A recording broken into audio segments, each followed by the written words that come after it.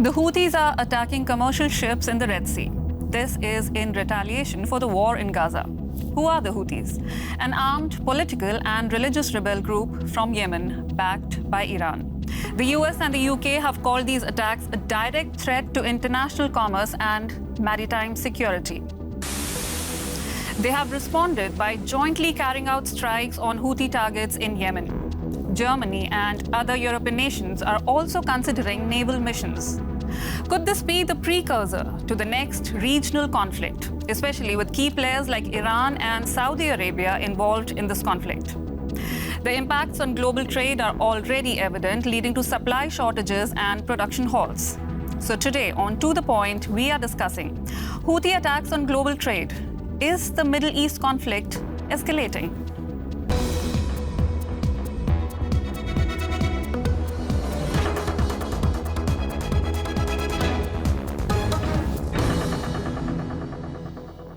Hello and welcome to The Point. I'm Isha Bhatia Sanan here in Berlin. And today we have three guests. Daniel Dylan Böhmer. He is senior editor at the German newspaper Die Welt. Next on the panel, we have Vondelin von Bredow. She is senior correspondent for the British magazine The Economist. And finally, we have Dr. Elizabeth Kendall joining us from London. She is the mistress of Girton College, Cambridge. A very warm welcome to you all. Thank you for joining. Daniel, let's start with you. And let's start with the impacts of what's happening right now with these airstrikes in the Red Sea. Well, the impacts on world economy are already there, although we don't feel them. Let's remember this route, the Red Sea, which the Houthis are currently having in a chokehold, is one of the most important shipping routes in world trade whatsoever. The trade that goes through there comprises about 15% of world trade. It's the main trade route between Asia and Europe, so two of the most powerful players. The reason why we're not feeling the full extent of this choke is because the shipping lines that usually transport goods through the Red Sea are now taking a way around Africa, which raises the cost of transports enormously by about 20 to 30%. But at the moment, shipping companies are taking these losses upon themselves. But if this goes on for a longer time, then they are liable to pass on these costs to their clients, and those clients, namely the companies who import goods, will pass them on to consumers at some point. We should maybe just clarify, it's 15% of world seaborne trade, not world trade in total, but the seaborne bit. But this is going to be borne by the customers. Ultimately, as Mr. Böhmer said, if the conflict continues, and it looks like that this might be the case, yes. At the moment, shipping companies are absorbing it, and companies are absorbing it, but this is relatively new. So as the weeks go by, yes, of course, we will all be affected by it. Right. Now, before we get into the details of global trade and what's going to happen and how the prices are going to increase, I'd like to go to Elizabeth. Elizabeth, now, we know the Houthis have been active since the 1990s. We know that they've been targeting the cargo ships since the last couple of months. But if you could just put things in perspective for us, in context, who are the Houthis exactly and why are they so relevant? The Houthis are a group that emerged in the northwest of Yemen. That's just a corner of a vast country, so they might not seem that important. But over the past 10 years, almost 10 years, during a civil war that's been raging in Yemen, the Houthis have managed to take over territory in which about 2/3 of the Yemeni population lives. So that's about 20 million people. And they're a religious group, a political group, a military group, all at the same time. And their politics is very much informed by their religious outlook. Their political arm is called Ansar Allah, which means supporters, partisans of God. And their slogan is very similar to that of Iran, with whom they also share a Shi'i-based Islamic faith. I should just say that the Houthis do have a slightly different brand of Shi'ism, but they have the same slogan: death to America, death to Israel, a curse on the Jews, and victory to Islam. So having them in that area of Yemen that's so heavily populated, feeling confident after Well, 9 years of civil war and well armed and supplied by Iran, that's a very dangerous moment for us. Thank you. Now, I know we could have a whole show on who the Houthis are and how it started and what's happening right now. So thank you very much for very briefly explaining us what it is. And this is a very crucial route. So the American and British naval forces in the Red Sea have launched a series of strikes against Houthi rebel targets across Yemen. US President Joe Biden has said he will not hesitate to take further military action if necessary. But the US has also made clear that it does not want to see a widening conflict in the Middle East. Fighter jets are taking off. Their targets? The Houthi militia in Yemen. Claiming self-defense, the USA, Great Britain, and other allies are launching dozens of assaults against the Houthis, who are attacking international merchant ships on the Red Sea. The EU is backing the military operation with a naval mission set to stabilize the situation in the Red Sea. Germany also wants to participate by sending a frigate. Thousands of people have taken to the streets in Yemen to protest Israel and the USA, who they see as the real aggressors.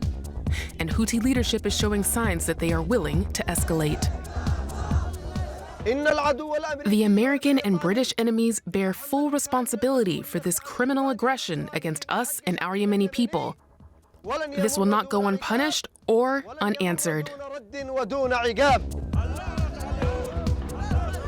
The Shiite Houthi militia, supported by Iran, controls large parts of Yemen. Since the beginning of the Gaza war, the Houthis have positioned themselves as allies of Hamas. Are the US and its allies falling into a geopolitical trap in Yemen? Let's go back to Elizabeth again. Elizabeth, do you think the West is falling in a geopolitical trap in Yemen? It's really a strong possibility. Now, we have to understand that the West is in a dilemma. The US especially. This is really hard because on the one hand, they don't want to get embroiled in another war in the Middle East. But on the other, they've run out of options other than military options. They've tried sanctions, they've tried curbing the flow of funds to the Houthis. They've tried this international maritime force in the Red Sea as a deterrent, and they've been batting away missiles and drones. But it really hasn't done any good. So now we've moved to a situation of direct military action. And I don't think it's going to work out well. So yes, in that sense, it is a trap. We have to remember that the Houthis, after 9 years of war, have already sustained over 25,000 airstrikes by Saudi Arabia. And it didn't make that much difference. Also, they're hardened fighters. They've managed to keep at bay two of the Middle East's best invested militaries, Saudi Arabia and the United Arab Emirates, for the best part of a decade. And of course, it's an asymmetric war. You know, it's worth just thinking that the US weaponry is extremely expensive and it needs to be accurate. Our targeting must be accurate. Whereas the Houthis, they can just carry on with much cheaper weaponry, and it doesn't matter if they're accurate. As your two guests have pointed out, just creating disruption in the Red Sea, that's enough to ultimately impact global markets. You mentioned Saudi Arabia. Now, I know Saudi Arabia has been trying to push them back since 2015, and now we have US and UK. So there must have been some calculations behind it that if Saudi Arabia has not managed to do it since 2015, what is it that makes US and UK to take these actions right now? I mean, one strike or two, they're not really going to help. Well, I think there are a couple of elements here. Number one, the US will have better targeting abilities. The Saudi Arabian strikes were not always that well targeted, but according to the Yemen Data Project, only about a third of Saudi strikes actually hit a target. But the second thing at play here is I think that the United States and UK felt that they would look weak if they didn't respond. And of course, the opposite is also true, and perhaps this wasn't well thought through, because they also look weak if they do respond, and it makes little difference. It could also have just been a bit of a miscalculation on the part of the US and UK. Perhaps they thought that a show of force would hold the Houthis back. I think that's wrong, because the Houthis actually stand to gain from these strikes. The reason I say that is that it feeds directly into their narratives of the United States as an aggressor in the region wanting to launch a war against Islam. So that is how they will pitch it. And to many people, that is how it will look. Thank you. So a miscalculation maybe from the West side. Daniel, how do you see it? There was also a calculation from the Houthi side, as Elizabeth mentioned. They seem to be profiting from this. So they knew that if they attack in the Red Sea, they're going to get attacked in response to that. How do you see the whole scenario? I think the Houthis are gaining from the situation on total. Elizabeth is completely right. Before that, they were one of the warring parties in Yemen. Now the Houthis have become an Arab superstar by seeming that small militia that is taking up the huge military might of both America and the seemingly invincible Israel. They've gained a lot of status. And I think Iran is also gaining because they show the kind of blackmailing potential they have through this position on the Red Sea. But I wouldn't go so far as to say that the West is miscalculating there. The West had to step in, not least because of the economic interests there. And it is Western companies that are demanding from the West to do something about it. And also, if you look at it from an international perspective, it can't be permitted that a small militia cuts off such vital trade routes. It had to be done. And in that way, the West was also able to co-opt powers to its Middle East strategy, which wouldn't be part of Western Middle East strategy so far. There is a United Nations Security Council resolution backing these attacks on the Houthis. So that means that China and Russia are in with the West in this, who normally are rather on the side of Iran. So although there is no military solution to the Houthi problem, I think the West has gone in the right direction and it has actually garnered support for that. We do see a lot of players, China, Russia, we have Middle East, the US, UK, Europe. How do you see the situation? Would you say that the current situation is a result of mismanagement of the Yemen crisis by the US? I wouldn't say that because until now the US has not played a huge role in the Yemen crisis. I think what we are seeing now, there's a lot of debate about whether the conflict is escalating in the region. I think it has escalated, so we are seeing that. The question now is how much, and how much more will the US be prepared to intervene? So we are, I think, at quite a crucial point of the whole conflict, and the hope, of course, is that it will at least remain stable. You said it has escalated. Do you think it's beyond control now, or can it still be contained, the situation? I think it can still be contained, but it's it's a conflict beyond the Gaza conflict, which is how it started, right? So there's so many different areas in the region where where conflict has erupted in northern Israel, in Yemen, in the Red Sea, wherever you look, there's sort of something going on.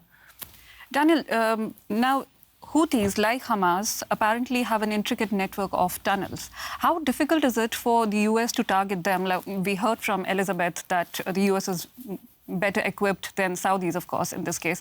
But still, how difficult would it be to target them, especially considering the civilian population in mind? Oh, it's incredibly difficult to target them.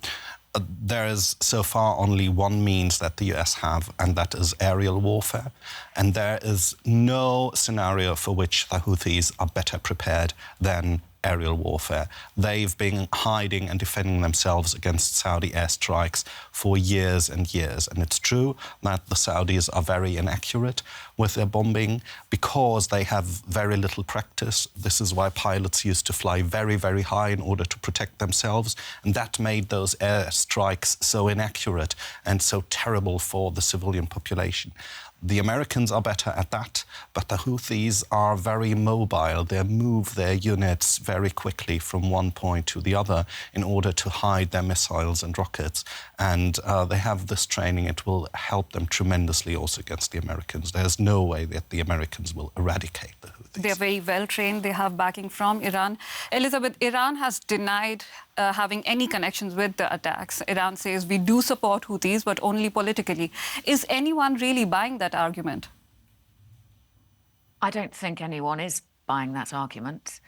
It's certainly true that the Houthis are enthusiastic for these attacks for their own reasons. It works very well for them domestically. It plays to their base. It wins them broader support, actually. It's one of the most popular things the Houthis have done over the past decade. And, of course, it increases their leverage with Saudi Arabia, who is trying to extract itself from the Yemeni civil war. And internationally, it's brought them more publicity than anything else.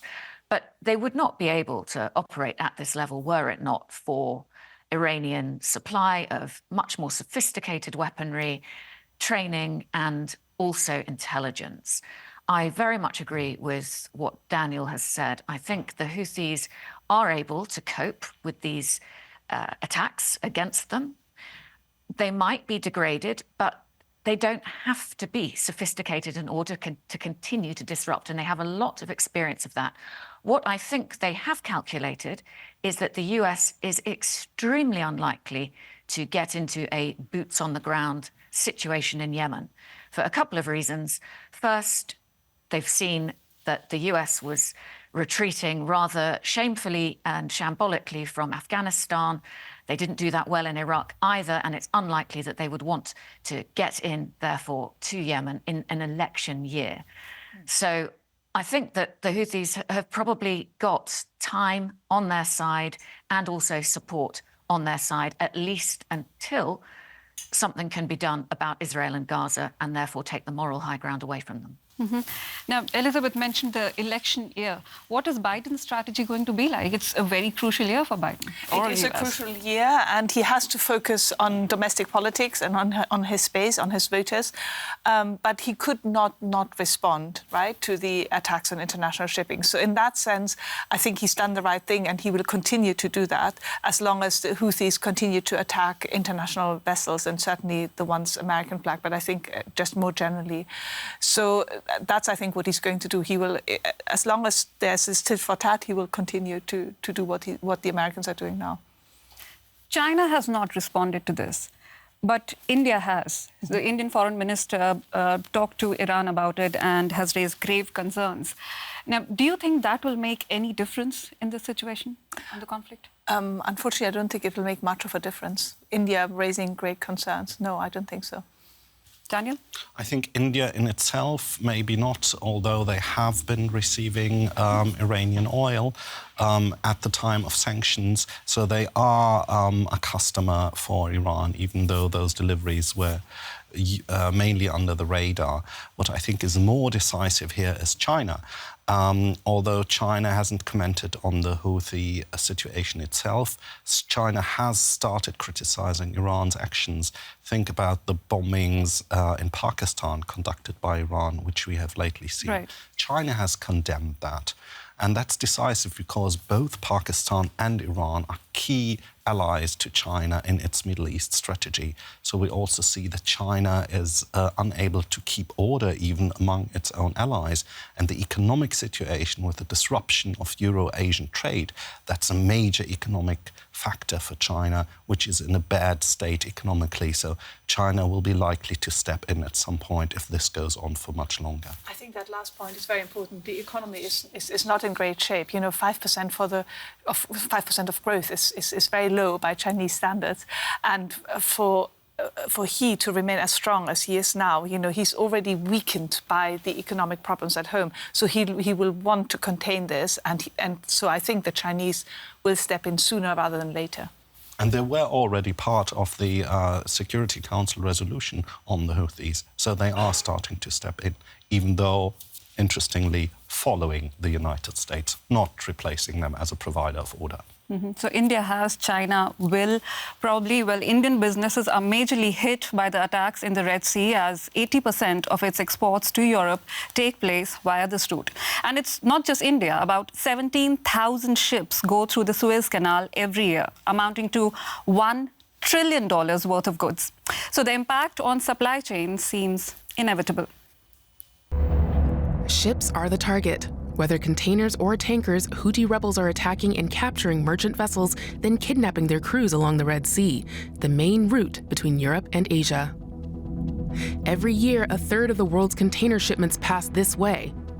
Now, ships are avoiding the Red Sea by sailing around Africa, a 5,000-kilometer detour that more than doubles the journey's time. An expensive deviation that's increased the cost per container by at least 50%. Large companies are complaining about their first supply bottlenecks, including Tesla in Brandenburg. The assembly lines at the plant near Berlin have been at a near standstill for 2 weeks due to a shortage of batteries from China. According to internal information from the European External Action Service, the economic damage caused by the Houthi rebel attacks currently amounts to around 360 million euros per hour. How much damage are the Houthi attacks causing to global trade? 360 million euros per hour. That's actually your calculation. That's quite a bit. Is this going to be the new normal? Well, to be quite exact, it was a calculation that my newspaper got knowledge of that was made within the European External Action Service, but we were the ones lucky enough to report it first. It's, of course, a tremendous sum. It's about billions every day.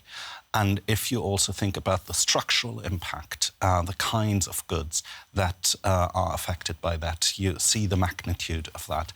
Remember that most microchips that are built into any goods whatsoever come from Asia, most of them from Taiwan. And these deliveries also use the route through the Red Sea. Now, think of all those goods, of all those devices today that contain microchips. That goes back even to household goods. And we saw what happened in COVID time. Exactly. Yeah. And if this is disrupted, then the impact is huge on the whole economy. Right. The detour is leading to an extra 10 days of shipping time. And the extra time means extra cost for the companies. And the extra cost will obviously be borne by the consumers. So should we prepare ourselves for a global price hike of consumer goods?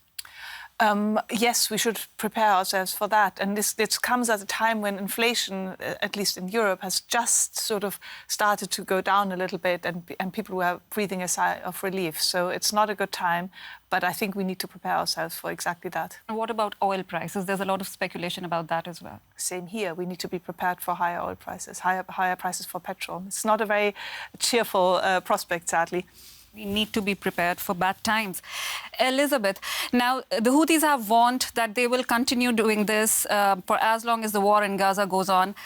Will this warning backfire, or do you think there's any chance of this leading to a ceasefire? No, I think this is very, very unlikely. A ceasefire is not something that the Houthis are looking for. They are, in fact, still recruiting. And they're recruiting on the back of what's happening in Gaza. They're promising to send their new recruits to help Palestinians, but in fact, they are being deployed to fronts around Yemen. This does not look like a group that's seeking peace. Now, although a United Nations-led political process looks like it's on the cards, in fact, now that the Houthis have just been designated a terrorist group by the United States, that process could be in jeopardy, and the Houthis, if they're not in that political process, will likely continue their war. I see their ambition as going south towards the Bab el-Mandeb Strait, and therefore I think that this is going to be a long war. They have youth on their side too, so there won't be any end to this disruption. But for how long can this sustain? I mean, Yemen is going through a humanitarian crisis. That's right, but the Houthis they have quite a high tolerance for casualties and for misery inflicted on their populations. And one also has to remember that they have been at war for almost 20 years, if you count the civil wars in the north of Yemen from 2004. And so this is a group that has seen war as a way of life. And with a youth population where over 50% of them are under the age of 20, and so will have only known war. And that means that it's going to be a long haul trying to disengage that young population that suffered propaganda from the war and indoctrination camps over the summers. Unless the US targets really, really successfully and manages to degrade an enormous amount of Houthi equipment, and they haven't hidden underground, and none of that, as I see happening, then I don't see how this will end anytime soon. So this is going to be a long war. Is there any other route possible? Just your last thoughts. We are at the end of the show. Hopefully, well, the war will for sure almost certainly take as long as the conflict in the Gaza continues. So if there is any resolution anytime soon, there's a good chance that it could end. But sadly, it doesn't look that way. So we have to prepare for high prices, oil and consumer goods? Yes, although I agree that the war itself will go on for a long time, it need not affect the world economy for a long time, because the sponsors of the Houthis, China, Iran mainly, will not tolerate this on the pressure of China. Thank you. So this is going to be a long war. That's all the time we have. What do you think about the attacks in the Red Sea? If you're watching us on YouTube, do let us know your thoughts. Goodbye.